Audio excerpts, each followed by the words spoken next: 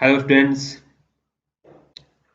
BSc part 3 में complex analysis में आज हम थर्ड यूनिट के अंदर कन्फॉर्मल मैपिंग पढ़ेंगे। कन्फॉर्मल मैपिंग पढ़ने से पहले हम पढ़ते हैं मैपिंग क्या होती है। मैपिंग या फिर इसको ट्रांसफॉर्मेशन भी बोलते हैं। तो आपने सिंपली रिलेशन या फंक्शंस ऐसे पढ़े हैं कि आपको एक रिलेशन दे रखा हुआ है y is equal to f of x, है ना। तो इसको आप अगर ग्राफिकली देखो तो एक्स एक्स की जो भी पॉइंट है उसके करस्पॉन्डिंग एक वाई का भी एक पॉइंट होता है, एक जुड़ा होता है। यानी कि एक्स पॉइंट के साथ एक वाई का पॉइंट एक जुड़ा होता है। जैसे ये रहा, मान लो ये 5 है मान लो, और वाई की वैल्यू 1 है, तो 5 के साथ वाई वाई इक्वल टू 1 जुड़ा हुआ है, ठीक है। सिमिलरली ऐसे और कोई पॉइंट है उसके साथ है वो वाई का दूसरा पॉइंट जुड़ा होता है और ऐसे जुड़ा होता है, ठीक है। और ऐसे करके एक ऐसे एक आकृति या ग्राफ को जनरेट कर देता है कोई भी मैपिंग, है ना। तो ये तो क्या कहलाती है, कोई मैपिंग कहलाती है, या फिर कोई फंक्शन है मैपिंग होती है। ओके, तो सिंपली मतलब अगर आपको ये आर से आर में है तो आपको ड्रॉ करना पॉसिबल है, अभी पॉसिबल था। लेकिन आपसे यही कॉम्प्लेक्स में दे दिया जाए, यानी कि हमारा फंक्शन जो है एफ जो है वो सी से दे दिया जाए, सी से सी में दे दिया जाए। अब देखो, कोई भी सी को रिप्रेजेंट करने के लिए पहले तो हमें R2 की, तो पहले डोमेन के लिए ही R2 चाहिए और को डोमेन के लिए हमें R2 चाहिए, तो R4 हो गया। और R4 में हम इसको ड्रॉ करना संभव नहीं होता। तो इसके लिए हम यूज करते हैं दो प्लेन अलग अलग से। क्या, ये तो डोमेन हो गया जिसको जेड प्लेन बोलते हैं, जेड प्लेन। एक्चुअली हम ये यूज करते हैं कि W बराबर एफ ऑफ जेड एक हमारे पास मैपिंग है कॉम्प्लेक्स से कॉम्प्लेक्स में। तो Z यानी कि डोमेन, Z तो है वो डोमेन में से आता है और W है वो कोडोमेन का एलिमेंट हो गया। तो डोमेन को हम Z प्लेन बोलते हैं और कोडोमेन को बोलते हैं W प्लेन, ठीक है, W प्लेन। तो डोमेन यानी कि ये कॉम्प्लेक्स प्लेन है, इसका कोई डोमेन दे रखा है, मान लो यही ले रखा है हमें, ये सर्कल दे रखा है जिसको डी से डिनोट कर दिया, मतलब z और z इज लेस देन 1, ये हमें एक डोमेन दे रखा है। तो इसका कोई भी पॉइंट z नोट, तो एक हमारा फंक्शन है f या फिर मैपिंग है एक f, उसके corresponding f of z note, यानी कि एक पॉइंट मिलेगा, मान लो कहीं पर भी मिल रहा है, ये मिल रहा है जिस, ठीक है, जिसको हम w नोट से डिनोट कर दिया, यानी कि f ऑफ z नोट, ठीक है। तो इसका एक प्रतिचित्रण मिल रहा है हमें W प्लेन के अंदर। तो ऐसे ही इसके डोमेन के हर एक पॉइंट के करस्पॉन्डिंग एक हमें यहाँ पे W मिल जाएगा, ठीक है। तो प्रत्येक मैपिंग में क्या होता है, Z प्लेन के हर एक पॉइंट के करस्पॉन्डिंग हमें एक W प्लेन में एक पॉइंट मिलता है। और ऐसी ही मैपिंग को हम ट्रांसफॉर्मेशन कहते हैं, या रूपांतरण, या फिर, ठीक है, रूपांतरण समीकरण कहते हैं इसको, प्रतिचित्रण या रूपांतरण। तो इसकी डेफिनेशन लिख लीजिए, वैसे रफली है, ये समझने के लिए ही है ओनली, ठीक है। कि किसी फलन f के अंतर्गत, किसी फलन f के अंतर्गत z समतल या z प्लेन, z प्लेन में किसी प्रांत d, z प्लेन में किसी प्रांत या डोमेन d के प्रत्येक d के प्रत्येक बिंदु,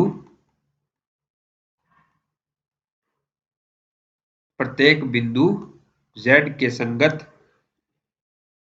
बिंदु z, या फिर इसको एक्स वाई से भी नोट कर सकते हैं, के लिए W समतल में, W प्लेन में, W प्लेन में एक बिंदु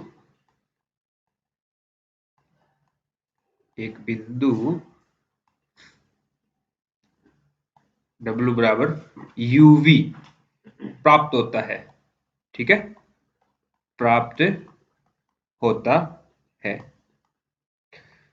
तो इस प्रकार की एक संगति ही z समतल के बिंदुओं का w समतल के बिंदुओं में एक प्रतिचित्रण कहलाता है। तो इस प्रकार की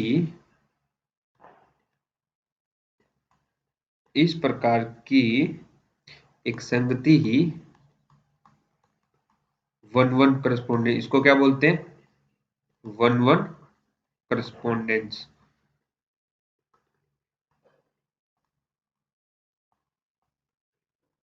यानी कि 1-1 करस्पोंडेंस का मतलब एक एलिमेंट का, यहाँ पे एक एलिमेंट के साथ क्या होना चाहिए?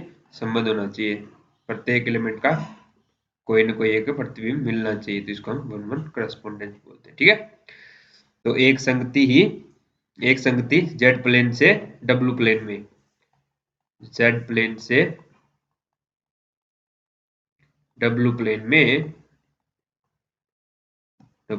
में प्रतिचित्रण या रूपांतरण कहलाता है। प्रतिचित्रण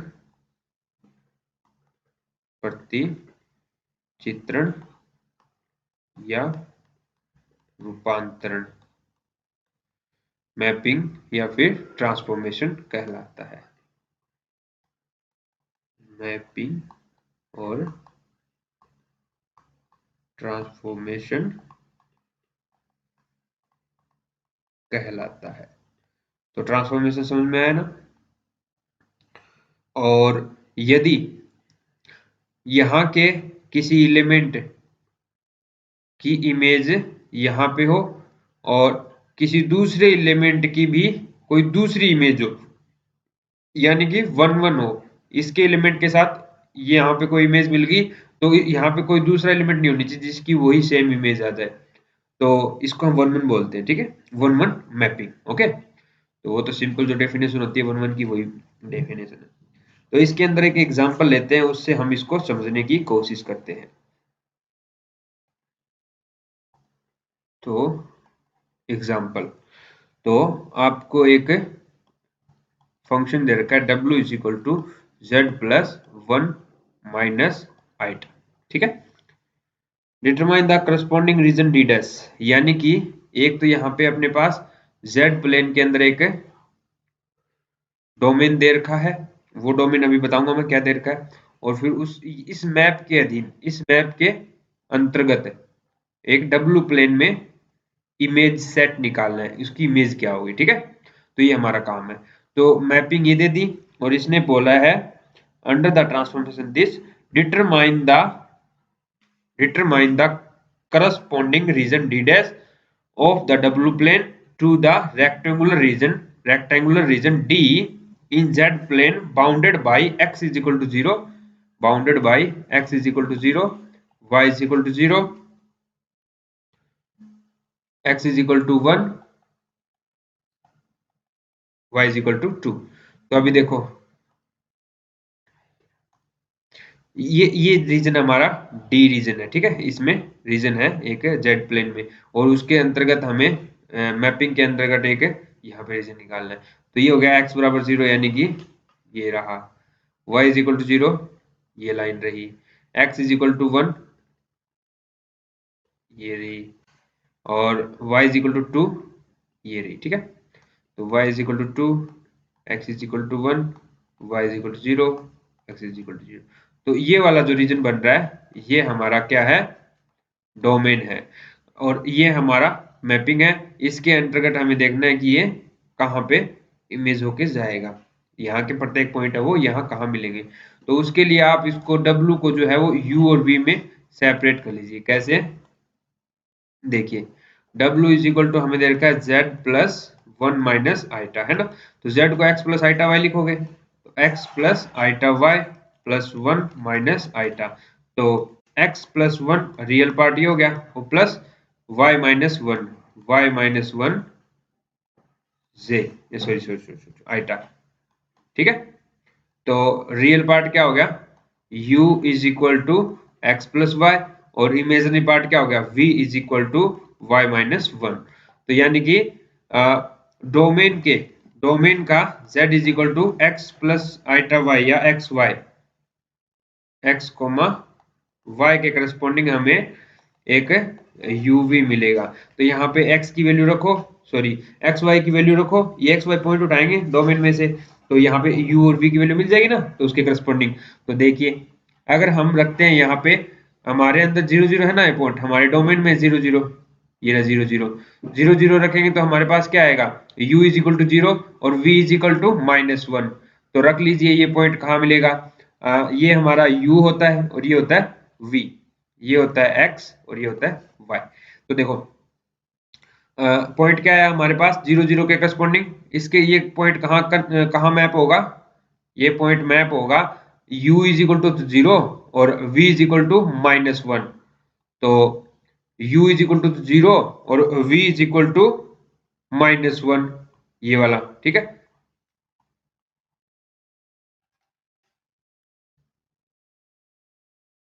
सॉरी मैंने गड़बड़ कर दी क्या, हाँ गड़बड़ कर दी मैंने, ये x प्लस 1 है ये, देखो ये x प्लस 1 है, ये x प्लस 1 है, यहाँ y क्यों लिख दिया मैंने पता नहीं, यहाँ पे 1 है, ठीक है, सॉरी x प्लस 1। तो अभी इमेज देखनी है ना अपने को, तो देखो x 0 0 इस पॉइंट की देखनी है, तो x बराबर 0 y बराबर 0, तो u बराबर 1 आ गया, v बराबर -1 आ गया, तो u बराबर 1 ये रहा और v बराबर -1 है वो यहाँ होगा। तो ये पॉइंट आ गया यहाँ पे, 0 0 कहाँ मैप हो गया, 0 0 मैप हो गया यहाँ पे, ठीक है। ओके, इस मैपिंग के अंतर्गत अब फिर हम देखते हैं कि ये वाला पॉइंट कहाँ होगा, ये वाला, ये पॉइंट क्या है हमारे पास, x इज इक्वल टू 1 और y is equal to 0।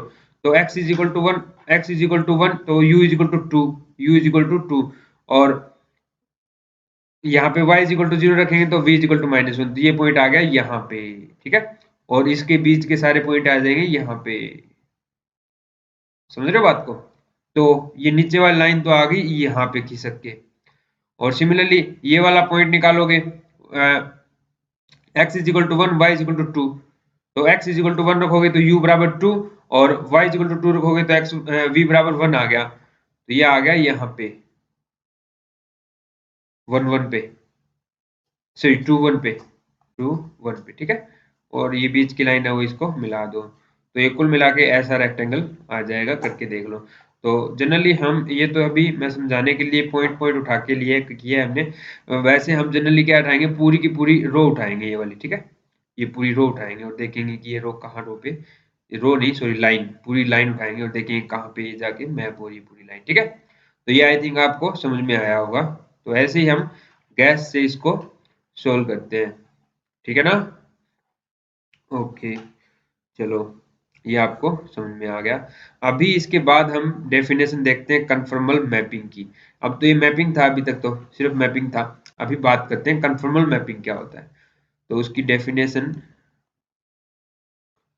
Conformal,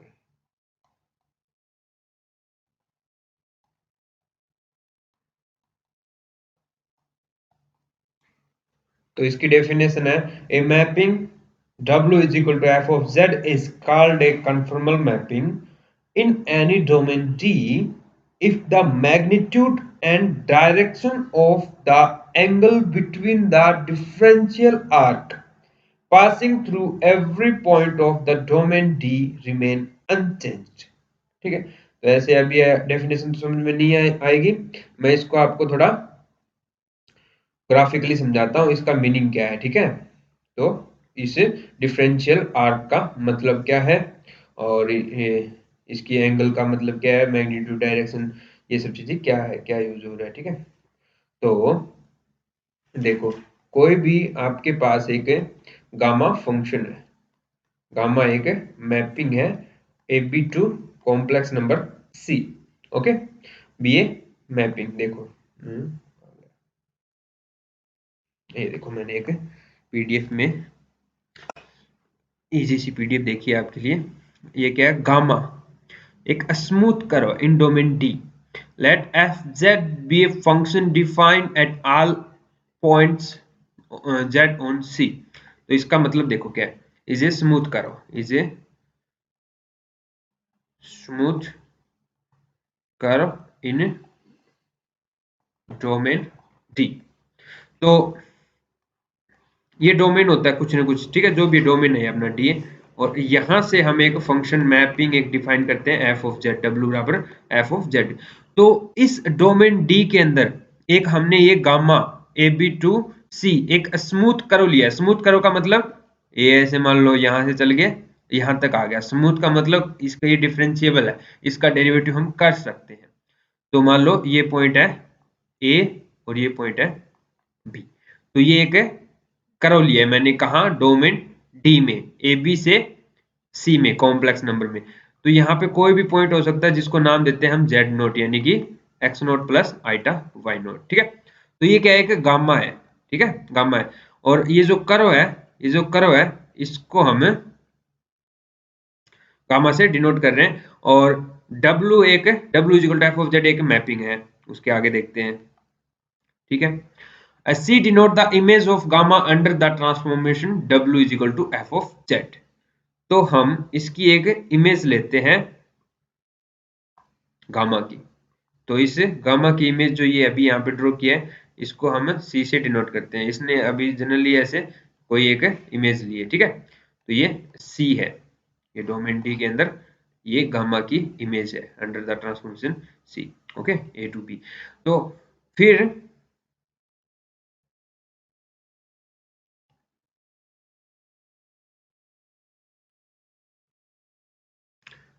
and suppose that gamma passes through z naught at which f is analytic and f dash z naught is equal to not equal to 0।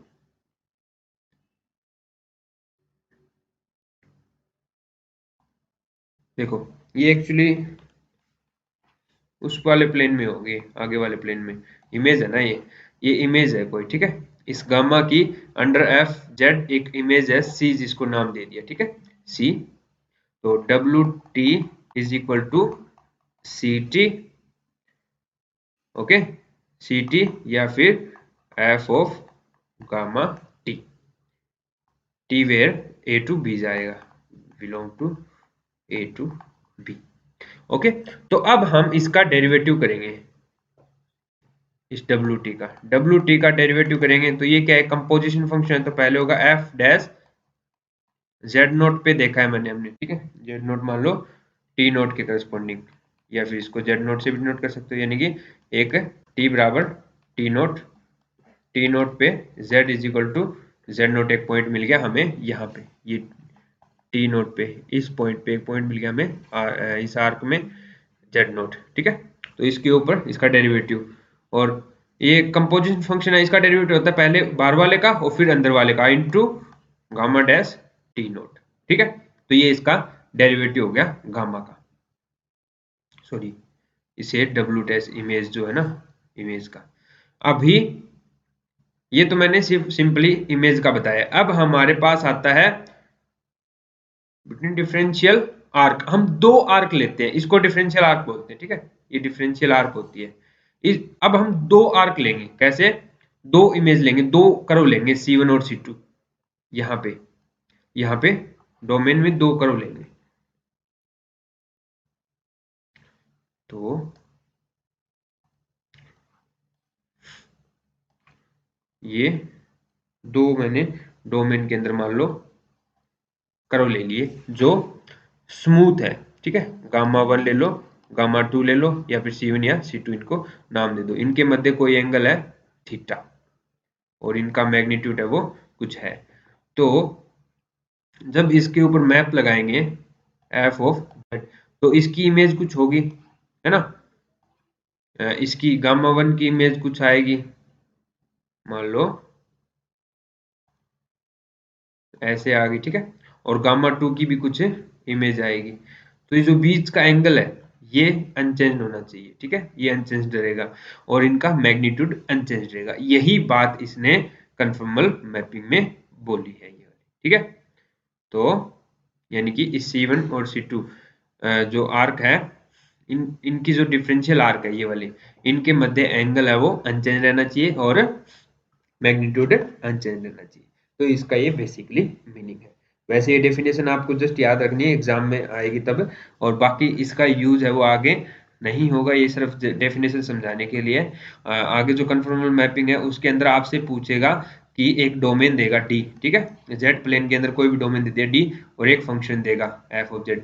आपसे पूछेगा इसकी जो conformable mapping के बाद जो image बनेगी कि कहाँ बनेगी, मान लो ये ऊपर वाला बन रहा है, नीचे वाला बन रहा है, जो भी डोमेन आएगा वो हमें फाइंड करना है, जो भी आएगा इस डोमेन का एफ के अंतर्गत जो इमेज बनेगी उसको आप चित्रित करना है, प्रतिचित्रण करना है उसका। ओके, तो ये आगे आने वाला है। तो आज के लिए इतना ही, थैंक यू।